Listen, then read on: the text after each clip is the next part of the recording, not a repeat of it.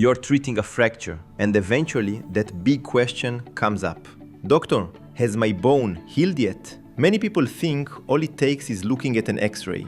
But bone healing is a biological process with several stages, and the image doesn't always tell the whole story. The bone goes through the inflammatory phase, then forms a soft callus, begins to mineralize, and eventually remodels. All of this takes time. To know whether a fracture has truly healed, the first indicator isn't the exam, it's your body. Pain gradually decreases, function starts to return, and that feeling of instability goes away. When the bone hasn't healed, patients often describe the area as loose or unstable. During the consultation, the physical exam is essential. I check for tenderness with compression, abnormal movement, or signs that the fracture site is still unstable. Sometimes the X-ray looks great, but the patient still shows clinical signs that the bone isn't ready, and that completely changes the approach. Of course, the X-ray helps a lot.